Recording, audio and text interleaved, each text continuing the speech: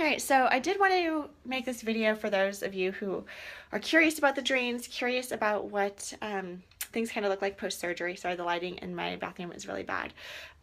So for those of you who are squeamish or do not want to see kind of what is underneath the shirt in terms of like where they left me with surgery, again, please turn off the video right now. There will be graphic content. You will see blood.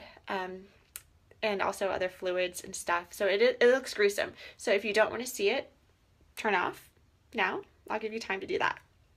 For those of you who are looking at this from an educational perspective, I'm happy to share my experience and kind of what I do a couple times a day in terms of maintaining my drains. All right, so I assume those of you who don't want to see this have already turned this off.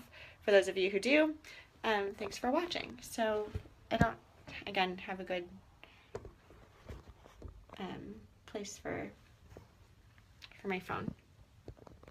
Yeah, I guess this could work. All right, I'll do my best. Bear with me. So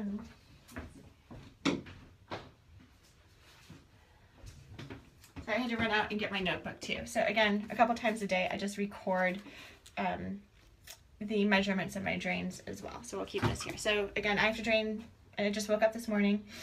I gotta take care of my drains. This is what I do. So the doctors gave me, again, I think I mentioned this in another video, this amazing, very soft and comfortable shirt. And it actually has pockets on the inside so you can put your drains in them on both sides, which is great. My mom was also super awesome and got me this little, kind of, I've called it like a carpenter belt, but it's just like this little fanny pack where I can stick the drains in as well. I utilize both. When I sleep, I like the fanny pack a little bit better because it keeps the drains like kind of on top of my belly when I sleep on my back. I don't have to worry about rolling over onto any of the drains or them spilling or leaking. So this is kind of what I look like post-operation. They gave me, can you guys see this okay? All right, so they gave me this surgical bra that kind of goes all the way around and kind of holds and compresses everything.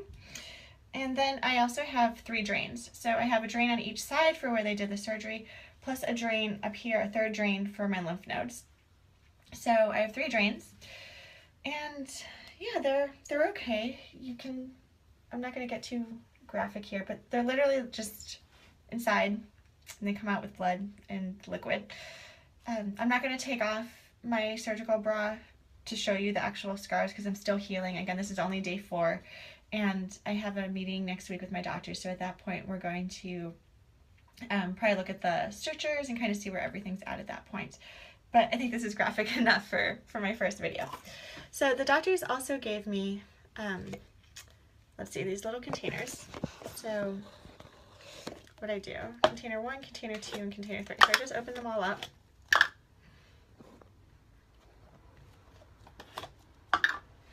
And I went to CVS and got all these awesome alcohol strips. Actually, I should say my mom went to CVS for me and got all these alcohol pads. So I just do 1 drain at a time. The nurses at the hospital were nice enough to number my drains. So, sorry, I'm very swollen here. So this is drain 1. This is what they look like.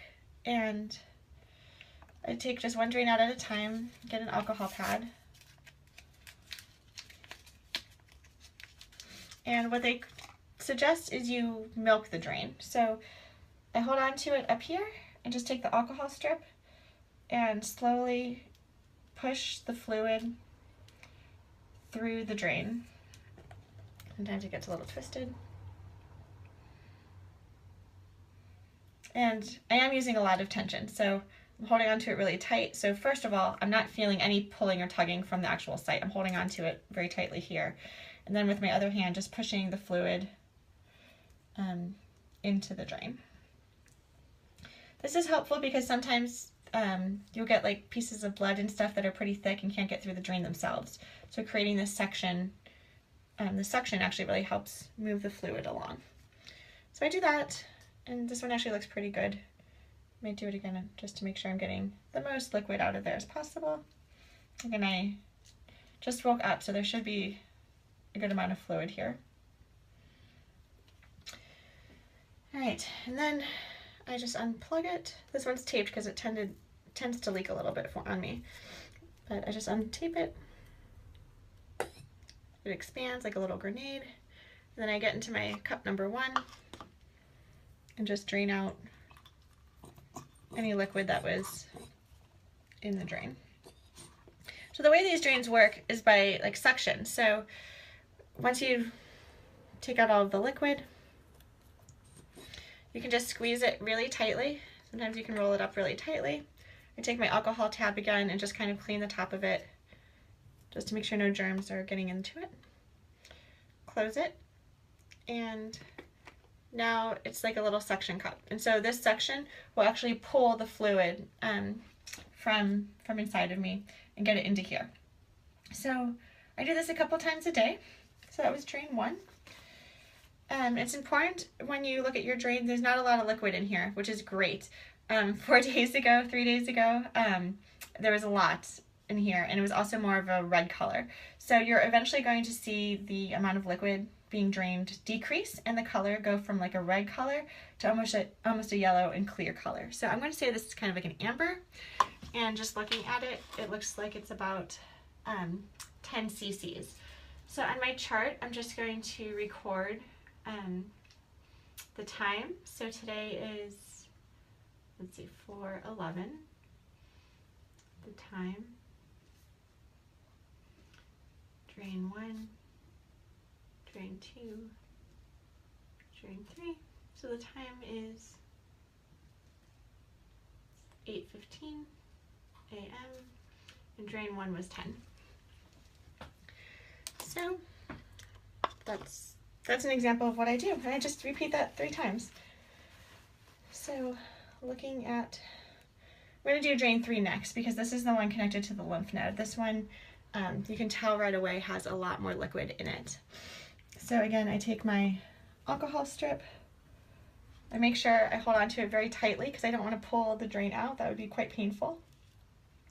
And I just milk the drain and pull any excess fluid that I can into the drain. So just holding on to it. Yeah, they call this milking the drain. I've never done this before, obviously. I have a home nurse coming to visit me today as well, so I'm going to ask her. If you can see, I get these little like blood clot thingies in the drain. And you can kind of see up here, there's a lot of red that's stuck up here and it's not actually quite getting down into here. So again, when the nurse comes today, I'm going to ask her about that because I'm not sure if that's normal or not. So again, things just to kind of keep in mind when you do this every day, a couple times a day, you'll start to notice some changes. And if anything seems abnormal, just ask your doctor about it. So again, drain 3, and I'm showing you this one just as a comparison. So in the first one, it was only 10 cc's about, and this one I know I'm going to have a lot more fluid coming out. So again, you just drain it, you squeeze it to kind of make the suction. I'm going to clean off the tops. And then we start the process all over again. I'm going to stick it back in my pouch. Alright, so this one, just in comparison, I would say is at 30 cc's. You can just tell right away there's a lot more fluid in there. So I'm just going to record drain 3 at 30 in amber. It's important to record also the color. So when I do meet with my doctors in the follow-up, I can show them this long list of just kind of date, time, and recordings of the fluid that's coming out, so that way they can see the progress being made. So I hear the magic number is 30 cc. So at the end of the day, I do this a couple times a day, and at the end of the day I add up all the totals. And when one of the drains actually drains less than 30 cc's in the entire day, that's a really good sign and can indicate to the doctor that I'm ready to have that drain removed. So I don't think I'm there quite yet, but hopefully by the end of the week, some of these drains on either side of me, maybe not necessarily the lymph node because I'm still getting a lot of fluid,